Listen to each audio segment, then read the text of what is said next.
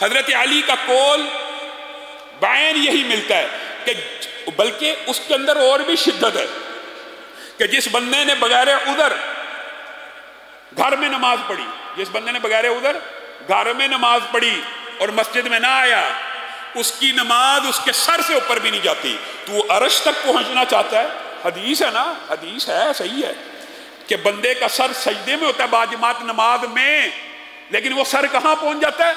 اللہ کے قدموں میں پہنچ جاتا ہے۔ اور تو نماز پڑھتا ہے، اذان سن کے اپنے گھر میں تیری نماز تیرے سر سے اوپر نہیں جاتی، حضرت علی کا قول ہے۔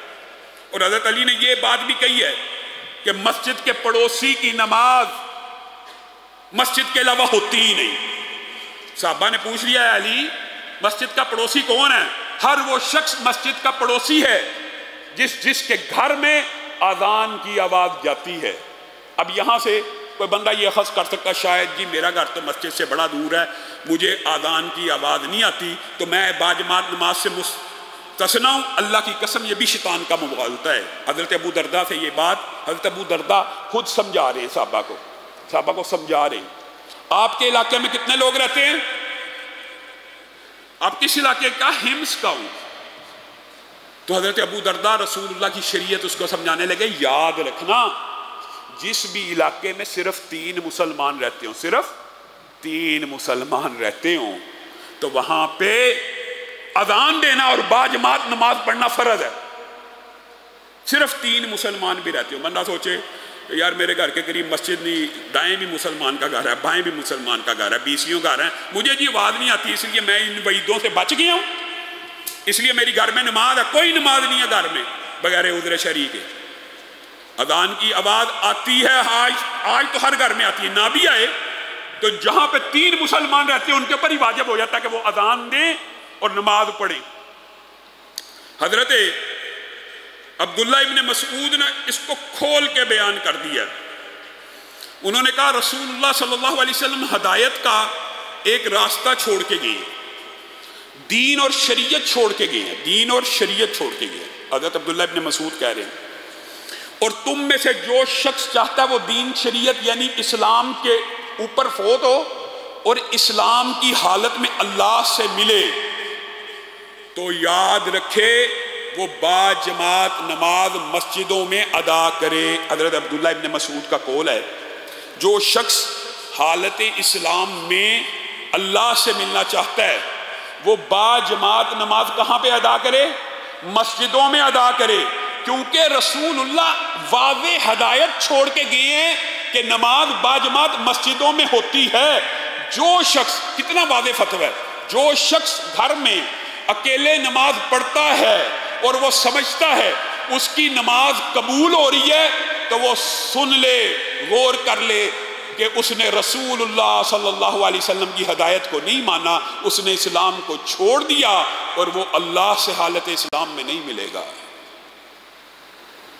یہ ان کے بارے میں جو نماز پڑھتے ہیں، گھروں میں پڑھتے ہیں اور مسجدوں میں نہیں آتے، ان کے بارے میں اتنی سخت وعیدیں ہیں۔ اور میرے بھائیوں منافق، دیکھیں یہ ساری حدیثوں میں منافق بھی نمازوں میں آتے تھے، عشاء اور فجر میں سستی دکھاتے تھے، آخر میں آتے تھے۔ آج ہم آخر میں بھی نہیں پہنچ پاتے۔ آج سے یہ رمضان آپ کی اصلاح کے لیے آئے، یہ اسلام کا بنیادی رکن ہے، اسلام کا بنیادی رکن ہے۔ اگر آپ نے اس کو ہی تھاما نہیں، بات بڑی تلخ ہے لیکن بات سچی ہے۔ اللہ کی قسم نماز کو باجماعت نہ پڑھنا دنیا کے جمی گناہ آپ اکٹھے کر لیں، زنا ہو، سود ہو، چوری ہو، ڈکیتی ہو، اس سے بڑا گناہ ہے۔ بات تلخ ہے لیکن سچی ہے۔ اتنا بڑا گناہ کرنا ہے۔ اسلام کی بنیاد ہی یہ ہے، بنیاد ہی آپ الٹی رکھ رہے ہیں، بنیاد ہی درست نہیں رکھ رہے اور آپ چاہتے ہیں ہم اسلام کے اوپر جمے رہے، ٹکے رہے، اسلام کے اوپر جمے رہیں۔ 5 وقت کی نماز کتنا کو مشکل کام ہے، یہ ارادہ کریں، اللہ سے وعدہ کریں۔ ہماری بہنیں بیٹیاں بھی کہ وقت کے اوپر، بہنوں بیٹیوں کے لیے ساری وعیدیں وقت کے ساتھ خاص ہیں، محدثین نے لکھ دیا۔ صرف وقت پہ پڑھ لیں گی تو وہ سارے کے سارے فضائل بھی حاصل کریں گی اور ان کی فرضیت بھی ادا ہو جائے گی۔ اور مردوں کے لیے اللہ کے لیے سارا دن ہوتا ہے کمانے کے لیے۔ آپ ان 5 وقتوں میں مسجدوں کو، اللہ کے گھروں کو آباد کریں۔ نہیں آپ کا 2.5 گھنٹے سے زیادہ 5 نمازوں میں آنے جانے نماز ملا کر ایک دن میں 2.5 گھنٹے سے زیادہ نہیں لگتے. اللہ کے لیے یہ 2.5 گھنٹے تو نکال لیجئے اپنی زندگی کے اندر. اور بعض مسجدوں میں تو شاید اس سے بھی تھوڑا ٹائم لگتا. آپ اپنے آپ کی یہ ٹریننگ تو کریں کہ ایک دن میں یہ 2-2.5 گھنٹے اللہ کے لیے بس، باقی کچھ نہ کیجیے. کم از کم اسلام کی بنیاد کے اوپر تو آ جائیے. اور حضرت عبداللہ ابن عباس کے فتوے پہ اپنی بات کو ختم کروں گا، اور اس حوالے سے بعض واقعات انشاءاللہ کنٹینیو کریں گے. حضرت عبداللہ ابن عباس کے پاس ایک شخص 1 ماہ لگاتار آتا رہا. آپ کو پتہ ہے فقیہ امت ہیں، مفسر قرآن ہیں، رسول اللہ کی دعا کے حامل ہیں. 1 ماہ آتا رہا لگاتار. ہر روز آ کے ایک سوال کرتا تھا، ہر روز آ کے ایک سوال کرتا تھا، ہر روز آ کے ایک ہی سوال کرتا تھا. اور کہتا تھا ایک شخص ہے وہ دن کا روزے دار ہے اور رات کا تہجد گزار ہے، ساری رات قیام کرتا ہے اور سارا دن روزے رکھتا ہے، لیکن میں دیکھتا ہوں کہ وہ نماز با جماعت میں حاضر نہیں ہوتا. اور جمعے کی جماعت یعنی مسلمانوں کی جماعت کے ساتھ اب مسجدوں میں با جماعت نماز نہیں ادا کرتا. پہلے دن فتویٰ لیا، خاموش ہوئے. محسوس ہوتا ہے کہ انہوں نے غور و فکر کا ٹائم مانگا کہ میں کل بتاؤں گا. محسوس ہوتا ہے، یہ لفظ نہیں، کیونکہ 1 ماہ لگاتار آنے کا مطلب یہ ہے پہلے دن جواب نہ دیا، دوسرے دن نہ دیا، تیسرے دن غور و خوض کرنے کے بعد عبداللہ ابن عباس نے یہ تریحی فتویٰ دیا. انہوں نے کہا ایسا شخص جہنم کی آگ میں جل جائے گا.